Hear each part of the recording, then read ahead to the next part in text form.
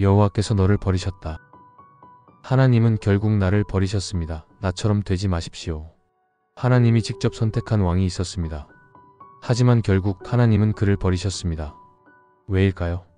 혹시 여러분도 하나님께 쓰임받고 있다고 생각하면서도 어느 순간 하나님과 멀어지고 있지는 않으십니까? 사울은 하나님의 부름을 받았지만 시간이 지나면서 점점 변질되었고 결국 비참한 최후를 맞이했습니다. 그렇다면 하나님이 세우신 사람이 하나님께 버림받는 이유는 무엇일까요? 더 충격적인 것은 이 이야기가 단순히 사울 왕의 과거가 아니라 오늘 우리의 신앙에도 적용될 수 있다는 사실입니다. 나는 과연 하나님께 끝까지 인정받는 사람일까요? 아니면 사울 왕처럼 버림받게 될까요? 지금부터 사울 왕의 삶을 통해 우리가 절대 반복해서는 안 될 신앙의 실수와 중요한 교훈을 함께 살펴보겠습니다. 이 이야기는 여러분의 신앙을 바꿔놓을 것입니다. 절대 끝까지 시청하세요. 사울이 선택받은 이유와 초기 순종. 이스라엘 백성들은 오랜 세월 동안 사사들을 통해 통치를 받아왔습니다. 하나님께서는 이스라엘을 직접 다스리셨고 사사들을 보내어 백성을 인도하셨습니다. 그러나 백성들은 점점 주변 나라들을 보며 불만을 품기 시작했습니다. 그들은 하나님께서 보내시는 사사들의 통치보다 눈에 보이는 왕을 원했습니다. 주변 국가들처럼 강력한 왕이 있어야 나라가 안전할 것이라고 생각한 것입니다. 이러한 요구는 결국 사무엘 선지자를 통해 하나님께 전달되었습니다. 사무엘은 이스라엘 백성들에게 경고했습니다. 사무엘상 8장 11절에서 18절. 왕을 가지게 되면 너희는 그 왕의 종이 될 것이며 왕은 너희의 아들과 딸을 데려가고 너희의 곡식과 재산을 빼앗을 것이다. 그러나 백성들은 여전히 왕을 원했습니다. 하나님께서는 결국 그들의 요청을 들어주셨습니다. 하지만 단순히 백성들의 요구를 들어주신 것이 아니라 하나님의 계획과 뜻에 따라 한 사람을 선택하셨습니다. 바로 사울이었습니다. 사울은 이스라엘의 첫 번째 왕이었습니다. 그는 베냐민 지파 출신으로 당시 이스라엘에서 가장 작은 지파에 속한 사람이었습니다. 사람들은 강력한 왕을 원했지만 하나님은 겸손한 자를 세우셨습니다. 사울은 겉으로 보기에 완벽한 왕의 조건을 갖추고 있었습니다. 사울은 처음에는 겸손한 태도를 보였고 스스로를 낮추었습니다. 나는 이스라엘 지파 중 가장 작은 베냐민 지파의 사람입니다. 어찌하여 나를 택하십니까? 초반에는 하나님의 영이 그에게 임하여 변화된 모습을 보이기도 했습니다. 사무엘상 10장 6절. 내가 여호와의 영에게 크게 감동될 것이며 너도 변화되어 새 사람이 될 것이다. 사울은 하나님의 선택을 받았고 하나님께서 그에게 능력을 주셨습니다. 그는 단순한 인간이 아닌 하나님이 직접 기름 부으신 왕이었습니다. 사울은 자신의 왕권을 남용하지 않았고 하나님을 신뢰하며 나라를 다스렸습니다. 사무엘 선지자의 지도 아래 이스라엘을 통치하며 하나님의 뜻을 구하는 모습을 보였습니다. 백성들은 그를 왕으로 인정했고 사울도 하나님의 부르심을 따르는 듯 했습니다. 그러나 시간이 지나면서 사울의 태도가 변하기 시작했습니다. 그는 왕으로서 점점 하나님을 떠나고 자기 뜻대로 행동하는 길을 걷게 되었습니다. 하나님께 버림받은 세 가지 이유. 블레셋과의 전쟁 중 사울의 불순종은 하나님께 버림받은 첫 사건입니다. 사울이 이스라엘의 왕이 된 후 블레셋과의 전쟁이 시작되었습니다. 당시 블레셋은 강력한 군대를 보유하고 있었고 반면 사울의 군대는 상대적으로 약했습니다. 이때 사울은 길갈에서 백성과 함께 있었는데 사무엘이 와서 하나님께 제사를 드리며 하나님의 지시를 받을 것이라는 약속을 받았습니다. 사울은 사무엘이 오기로 한 7일 동안 기다렸습니다. 그러나 7일이 지나도 사무엘이 나타나지 않았고 백성들은 점점 흩어지고 있었습니다. 사울은 점점 초조해졌고 백성들이 모두 떠나 자신이 혼자 남을까 두려워했습니다. 그러자 사울은 사무엘이 하나님께 드려야 할 제사를 자신이 직접 드리기로 결정합니다.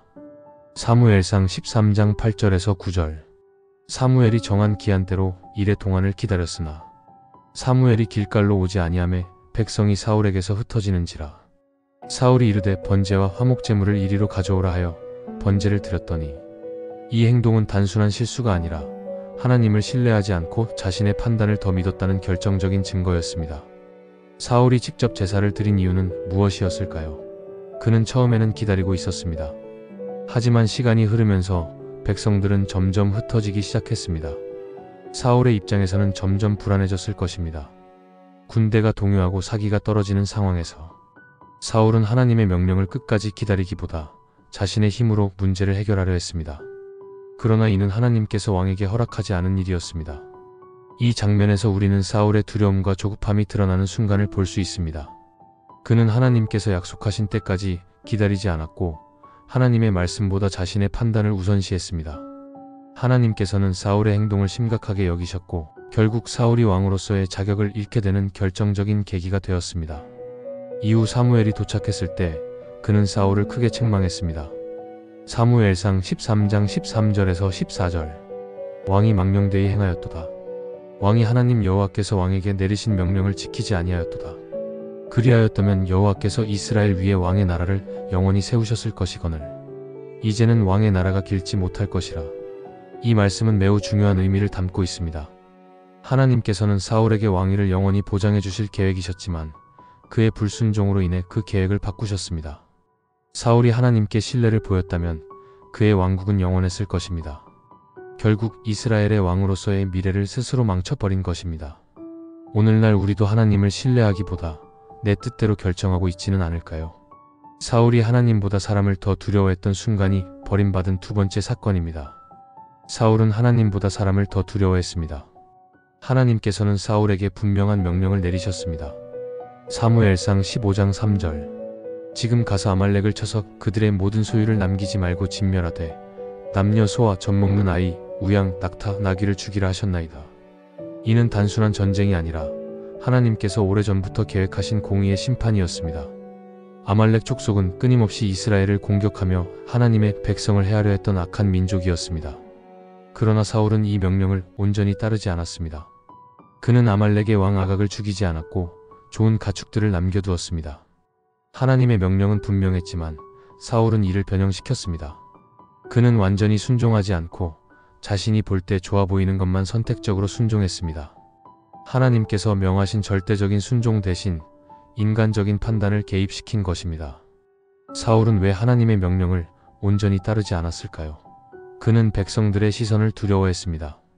그는 하나님보다 사람들의 의견과 반응을 더 중요하게 여겼습니다.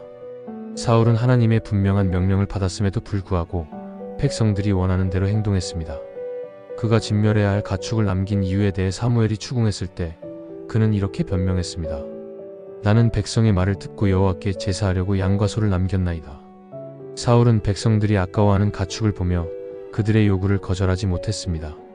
그는 하나님께 제사를 드린다는 명분을 내세웠지만 실제로는 백성들을 만족시키기 위해 행동한 것이었습니다. 사울이 하나님께 드렸던 변명은 결국 그의 가장 큰 약점을 드러냈습니다. 하나님께서 주신 권위를 하나님께 순종하는 데 사용한 것이 아니라 사람들을 만족시키기 위해 사용했다는 점입니다. 결국 하나님께서는 사울을 버리기로 결정하셨습니다. 사무엘상 15장 11절. 여호와께서 사울을 왕으로 삼으신 것을 후회하노라. 그가 돌이켜 나를 따르지 아니하며 내 명령을 행하지 아니하였음이라. 이 말씀은 매우 중요합니다. 하나님께서는 사울이 하나님보다 사람들의 시선을 더 중요하게 여겼기 때문에 왕으로서의 자격을 잃게 된 것이라고 말씀하십니다. 그는 하나님을 경외하기보다 사람들의 평가를 두려워했던 왕이었습니다. 세 번째 사건은 하나님을 이용하고 신접한 여인을 찾은 사건입니다. 그의 삶을 보면 처음에는 하나님의 뜻을 따르는 것처럼 보였지만 점점 시간이 지나면서 하나님을 경외하는 것이 아니라 자신의 필요를 채우기 위해 하나님을 이용하는 태도를 보이기 시작했습니다. 사울이 블레셋과의 전쟁을 앞두고 있었을 때 그는 하나님께 도움을 구하려 했습니다. 그러나 하나님께서는 어떤 방법으로도 응답하지 않으셨습니다.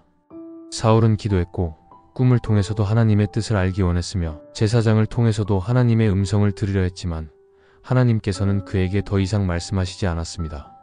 사무엘상 28장 6절. 사울이 여호와께 묻자오되 여호와께서 꿈으로도 우림으로도 선지자로도 그에게 대답하지 아니하시는지라. 하나님께서 응답하지 않으시자 사울은 두려움과 초조함에 휩싸였습니다. 그는 이제 자신이 의지할 곳이 없다는 것을 깨달았습니다.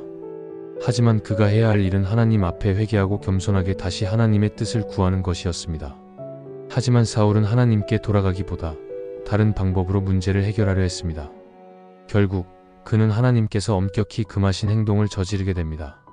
그는 신접한 여인을 찾아가 죽은 사무엘과의 접촉을 시도했습니다. 사울이 그의 신하들에게 이르되 나를 위하여 신접한 여인을 찾으라. 내가 그리로 가서 그에게 물으리라 하매 그의 신하들이 그에게 이르되 보소서 엔돌에 신접한 여인이 있나이다. 이 행동은 하나님께서 철저히 금지하신 것이었습니다. 신접한 자와 접촉하는 것은 우상을 숭배하는 행위로 간주되었고 이스라엘에서는 죽음으로 처벌받아야 하는 죄였습니다. 사울도 이를 알고 있었기 때문에 신접한 여인을 찾아갈 때 변장을 했습니다. 그는 자신의 행동이 옳지 않다는 것을 알면서도 문제를 해결하기 위해 금지된 방법을 택한 것입니다. 이것이 바로 사울의 신앙의 가장 큰 문제였습니다. 그는 하나님과의 진정한 관계를 맺기보다 필요할 때만 하나님을 이용하려 했습니다.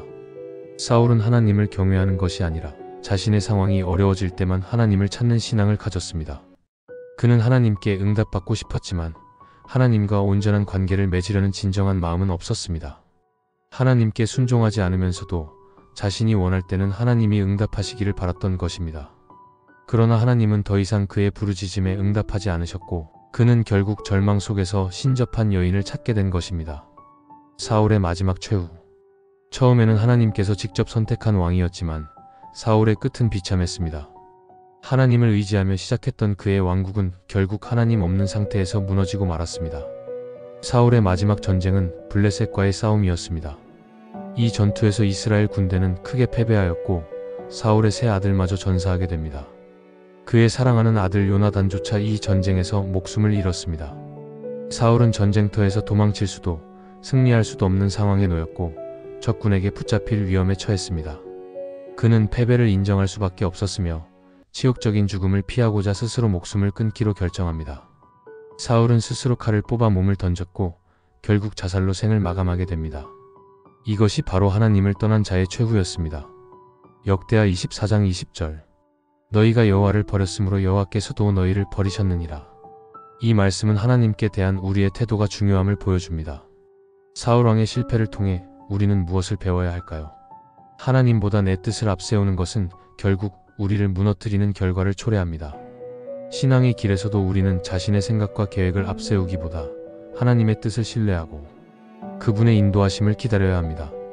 또한 우리는 사람을 두려워해서는 안 됩니다. 오늘날 우리도 하나님의 뜻을 분명히 알고 있음에도 불구하고 세상의 시선과 평가를 두려워하며 타협하는 경우가 많습니다. 우리의 신앙이 사람들의 평가에 흔들리지 않고 하나님의 말씀 위에 굳게 서야 합니다. 마지막으로 우리는 하나님을 이용하려 해서는 안 됩니다.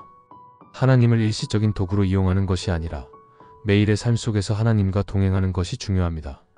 하나님은 언제나 우리를 사용하길 원하시지만 우리가 하나님보다 우리의 뜻을 앞세울 때 하나님은 우리를 떠나실 수도 있습니다. 여러분은 하나님이 사용하시는 사람이 되고 싶으신가요?